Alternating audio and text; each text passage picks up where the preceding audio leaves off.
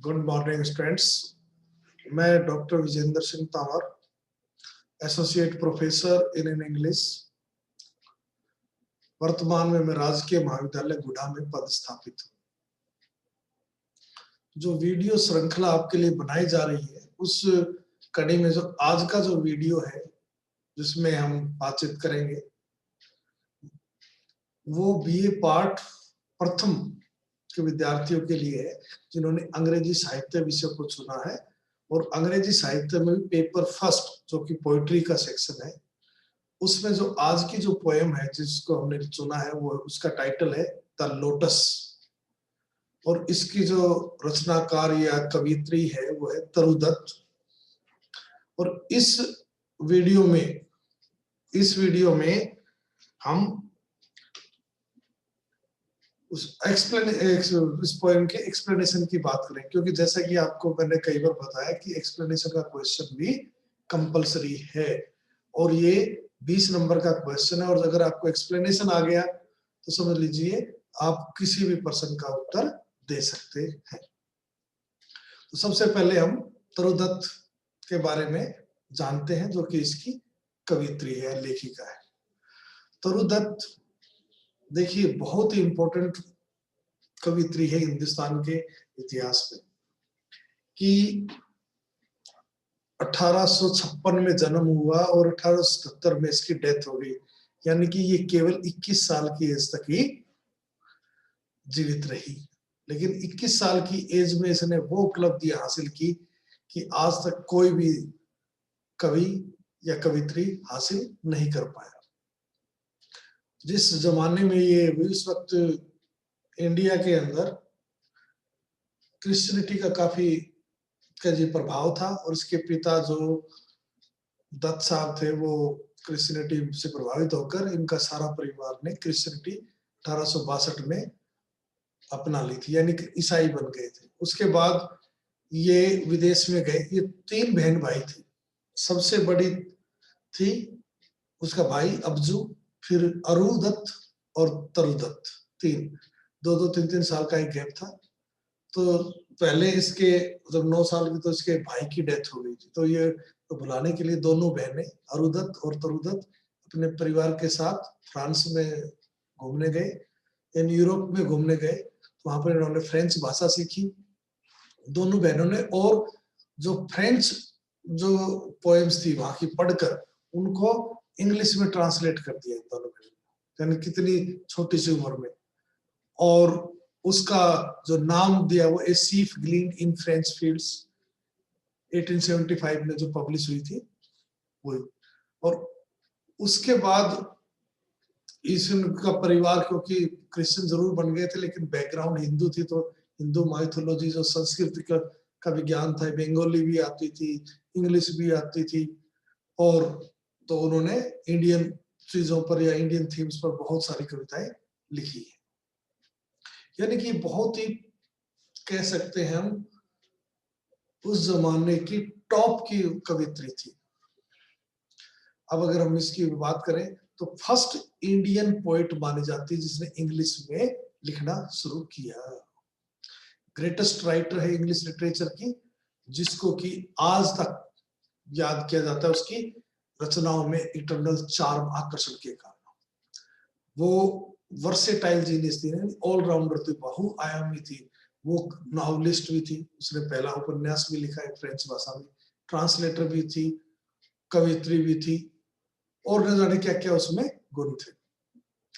इनका तो जो ट्रेजेडी रही वो ये रही कि ये सभी एक पारिवारिक बीमारी या खानदानी बीमारी से, टीबी कह सकते हो, उससे ग्रस्त थे।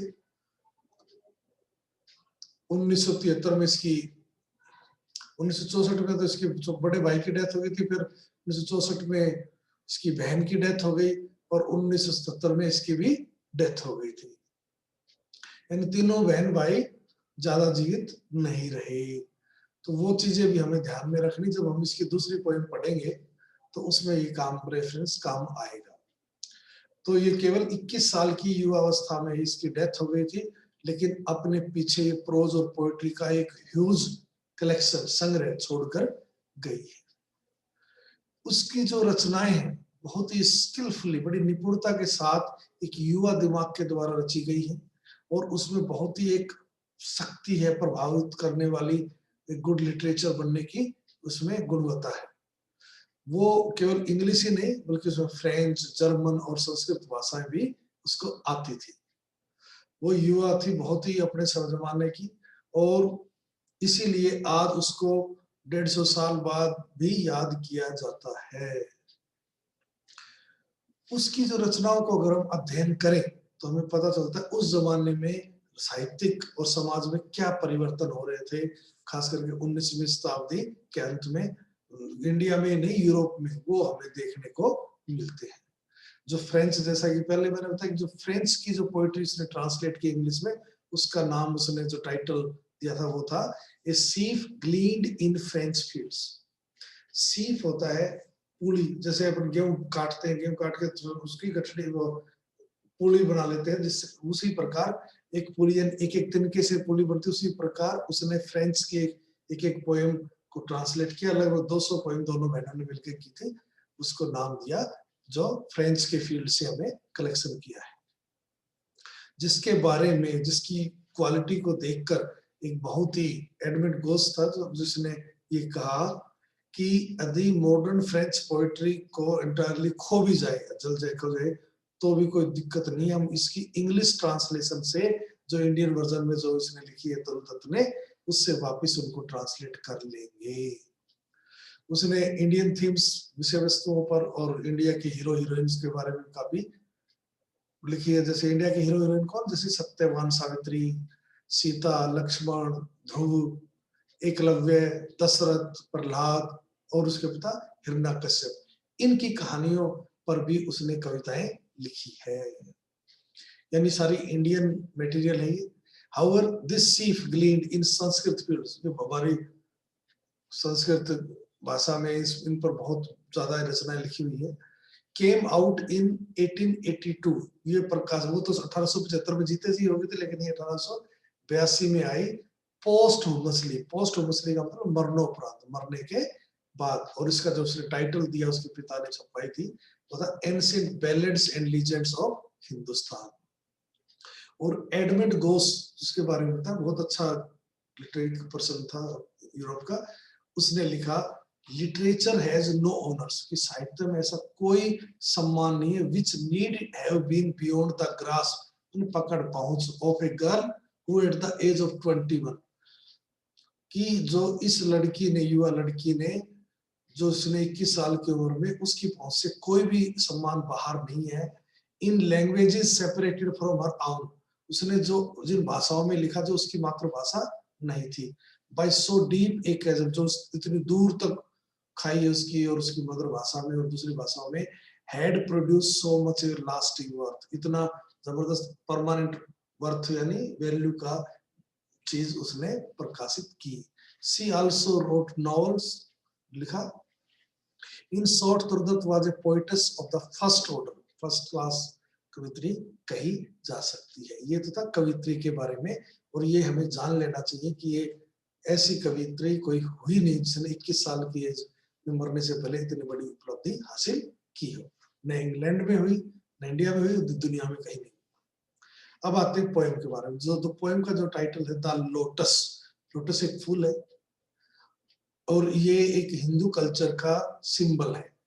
दुनिया में विभिन्न प्रकार की संस्कृति है, कोई ईसाई है, मुस्लिम है, तो इसमें उसका प्रतीक है किसका, लोटस हिंदू रिलीजन्स का प्रतीक है या हिंदू कल्चर का प्रतीक है। ये है द लोटस, बहुत ही प्रसिद्ध जो पोएम है उनमें से एक है तरुदत्त के द्वारा। ये सोनेट है, it is a sonnet, sonnet माने पोएम ऑफ 40 लाइन्स, और this sonnet is the most anthologised, मतलब एंथोलाइज्ड का मतलब इस सोनेट को हर यूनिवर्सिटी में लगाया जाता है, पढ़ाया जाता है। And finds place in almost all the anthologies of Indo Anglian poetry, जहां भी इंडो एंग्लियन पोएट्री पढ़ाई जाती है उस संग्रह में इसका स्थान मिलता है। स्ट्रक्चरली देखें रचना के हिसाब से तो ये पेट्राकन सोनेट है। पेट्राकन का मतलब 2 भाग, ऑक्टेव और सेस्टेट, 8 लाइन और 6 line. It is an exquisite finish, इसकी शानदार फिनिशिंग है, and liveliness of its sound, बहुत ही आकर्षण है इस पोएम का। The poem exemplifies her delicate talent for building up a poem. उसने अपनी जो टैलेंट है उसको दर्शाया है कि किस प्रकार छोटी सी थीम को लेकर एक शानदार पोएम रची जा सकती है। एक्चुअली इस पोएम में एक फेबल, एक कहानी का इस्तेमाल किया है हिंदू रिलीजन की सुपीरियरिटी दिखाने के लिए। छोटी सी पोएम है, सोनेट है, पता नहीं 14 लाइन की पोएम है। अब आते हैं पोएम के बारे में।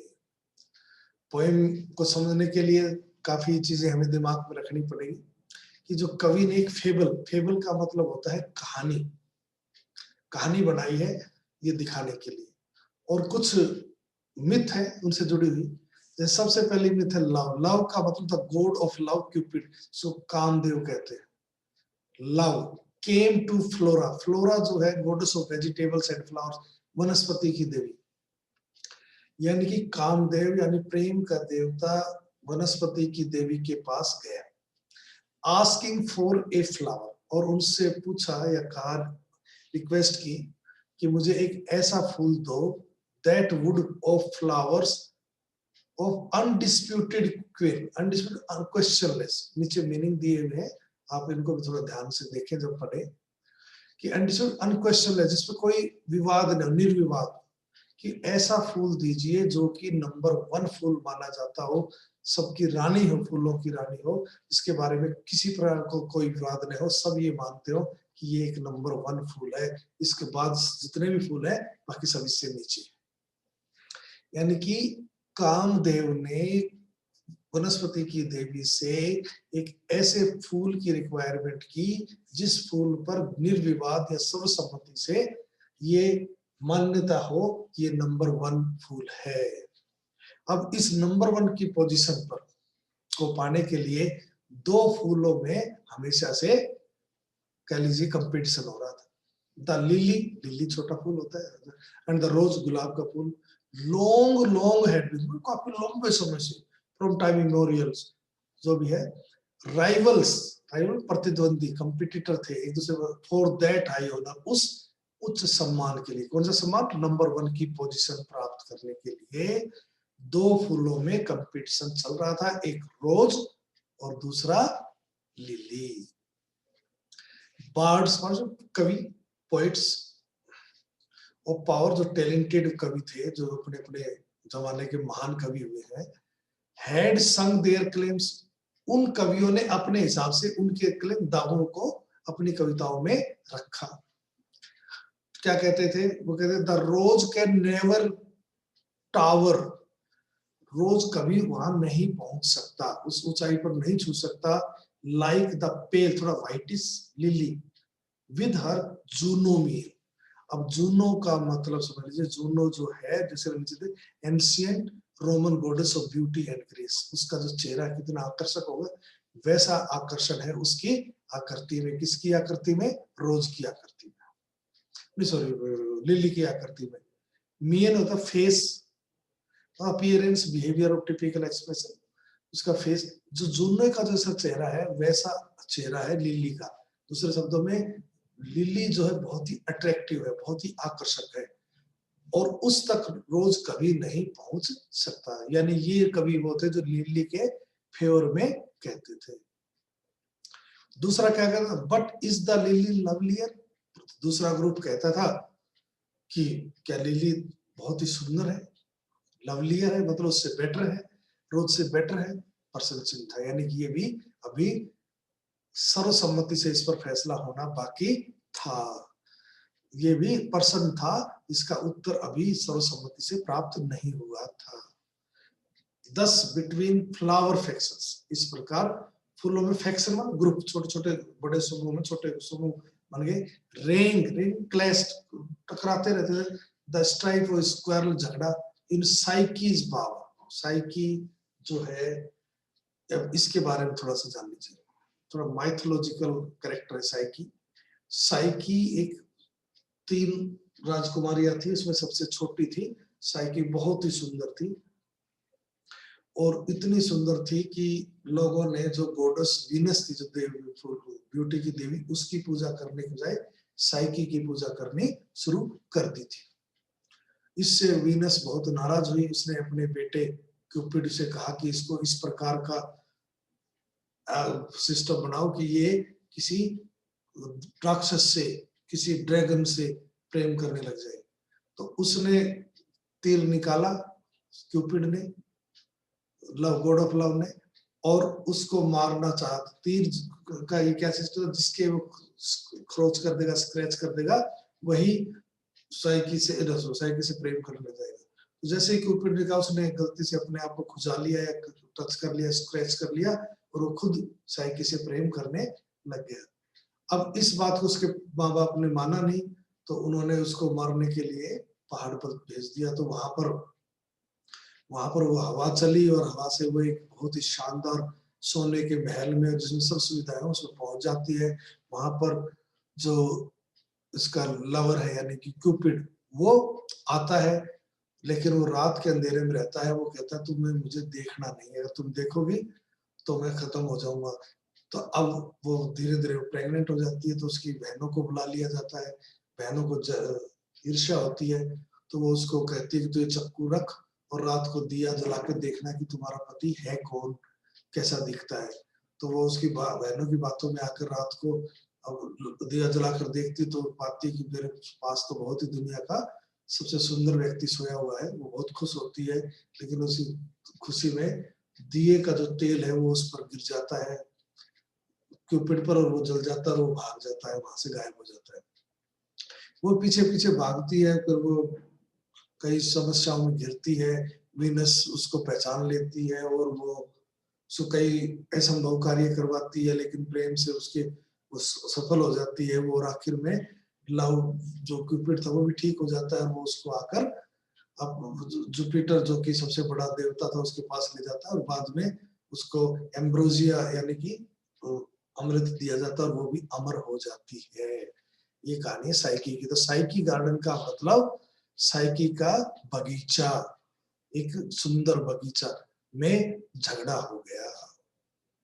किस बात का फैक्शन बन गए कि कुछ जिंदाबाद, लिली जिंदाबाद, और कुछ रोज जिंदाबाद। इसी चीज को हम अब थोड़ा सा इंग्लिश में पढ़ते हैं। द गॉड ऑफ लव, इस एक्सप्लेनेशन है जो भी हमने 8 लाइन पढ़ी उनका। God of love, Cupid, came to meet the goddess of flowers, Flora. Goddess of love, वनस्पति की देवी से मिलने आया। He asked her to create a unique flower. उन्होंने अनोखा फूल उत्पन्न करे। It would be the undisputed queen of flowers. ये जो फूल होगा ये undisputed, मतलब questionless होगा, सब सर्वसम्मति, सब इसको स्वीकार करेंगे। Number 1, the lily and the rose have been rivals for this high honor for a very long time. Lily और रोज दोनों काफी लंबे समय से इस सम्मान के लिए आपस में लड़ रहे थे। इंपॉर्टेंट और पावरफुल जो कवि थे, poets, saying in praise of their respective flowers. कुछ लिली के भक्त थे तो लिली के पक्ष में गा रहे थे, कुछ रोज के थे और रोज के पक्ष में गा रहे थे। They put forward their claims, वे अपने अपने दावे प्रस्तुत करते थे। वन ग्रुप आर्ग्यूड, एक ग्रुप तर्क करता, that the rose can never stand with dignity, dignity शान, ग्रेस सम्मान, beauty, like the pale coloured flower of lily, lily जैसी सुंदरता वो आकर्षण कर रही रोज प्राप्त ही नहीं कर सकता। Lilies face is like that of the face of Juno, the goddess of grace and beauty. Lily का जो चेहरा है यानी बनावट है वो जूनो जैसी है, बड़ी आकर्षक है, जो कि गॉडेस ऑफ ग्रेस और ब्यूटी है। They asked if the lily is lovelier than the rose, लेकिन पूछते क्या लिली लवलियर है, बेटर है रोज से? तो flowers divided themselves into faction, group में छोटे छोटे ग्रुप में बदल गए, बन गए। The rival factions assembled in the leafy garden of psyche, जो साइकी का गार्डन है, जो सब इकट्ठा असेंबल एकत्रित हुए। दे क्वेल्ड अमंग देमसेल्फ, अपना आपस में झगड़ा करते। They staked their claims of their outflower, अपने अपने फूल का दावा पेश करते। The rose and the lily were old rivals in the race, और लिली और रोज दोनों ओल्ड राइवल थे। अब देखिए सेस्टेट यानी पेट्राकन सोनेट है, 6 लाइनों में उत्तर देखिए इस समस्या का।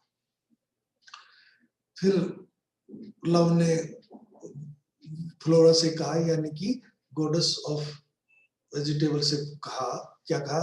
गिव मी ए फ्लावर, मुझे एक ऐसा फूल जो delicious as the rose. Delicious का मतलब वेरी स्वीट स्मेलिंग, बहुत ही मधुर सुगंधित सुगंध देने वाला रोज जैसा हो, सुगंध में रोज जैसा हो। एंड स्टेटली का मतलब भव्य, फॉर्मल, इंप्रेसिव, भव्य हो। As the lily in her pride, जैसे लिली अपने चेहरे के कारण प्राइड फील करती है, गर्व महसूस करती है, वैसा सुंदर हो। यानी रोज जैसा तो स्वीट स्मेलिंग और सुगंधित हो, और लिली जैसा हो। बट ऑफ व्हाट कलर, फिर पूछा वेजिटेबल की देवी ने, यानी कि वनस्पति की देवी फ्लोरा ने पूछा कि कलर कौन सा हो उसका। रोज रेड, लव फर्स्ट सोज, लव ने पहले तो कहा, लव यानी गॉड ऑफ लव, क्यूपिड ने कहा कि लाल गुलाब जैसा हो कलर। देन प्रेड, फिर प्रार्थना की, no lily white, lily white जैसा चलेगा। और बोथ प्रोवाइड, या फिर ऐसा करो, एक ऐसा फूल बनाओ जिसमें दोनों रंग हो, रेड रोज भी हो और व्हाइट भी हो। And Flora gave the lotus rose red dyed, और फ्लोरा यानी goddess of vegetables and flowers and वनस्पति की देवी ने लव को फिर लोटस दिया, जो कि लाल गुलाब जैसा तो कलर का है, dyed coloured, and lily white और लिली कलर का भी है। The queenliest flower that blows, bloom, खिलना, जो आज तक कभी जमीन पर खिला। दूसरे शब्दों में फिर देवता वनस्पति की देवी ने उसका निष्कर्ष ये निकाला कि नंबर 1 की पोजीशन पर तो एक ही फूल है, वो है लोटस, जिसमें दोनों चीजें हैं। अब इसको इंग्लिश से पढ़ते हैं। The God of love asked Flora to give him a flower which may be as delicious, sweet smelling, मधुर सुगंध देने वाला, as the rose हो, जैसा मधुर सुगंधित फ्लावर हो। That flower must be as stately and graceful, भव्य हो, आकर्षक हो, as the lily, जैसे कि लिली है। फ्लोरा आज, फ्लोरा ने पूछा, यानी कि गॉडेस ऑफ वनस्पति की देवी ने पूछा, what should be the color of that flower, फूल का कलर क्या होना चाहिए। The god of love first said red rose, पहले तो उसने कहा रेड रोज होना चाहिए, और then he prayed, फिर कहा no, the flower must be of white color like that of lily, lily जैसा कलर का होना चाहिए। In the end he prayed that the flower must have colors of both the lily and the rose, दोनों का ही colour हो तो ज्यादा better है। Ultimately, when आखिरकार the goddess of flower Flora handed over her creation, the flower of lotus, to the god of love Cupid, Cupid को फिर आखिर में अपने जो एक ही फूल दिया जिसका नाम था लोटस, इसको Cupid को। The lotus fused, mixed था, so both the colors of the redness of the rose and the whitest color of the lily, so दोनों रंग थे, रेड भी और व्हाइट भी। That flower is unique, ये flower unique है, and the queen of all the blooming flowers, जितने भी फूल खिले हैं दुनिया में उनमें से ये queen है, so number 1 है। By creating lotus, lotus को create कर the poet proves the superiority of Indian culture and tradition। Indirectly इसमें जो कह सकते हो इंटरनल जो मीनिंग है, हिडन मीनिंग है, वो ये है कि इंडियन जो कल्चर है वो सुप्रीम है, श्रेष्ठ है सबकी तुलना में। Thank you very much.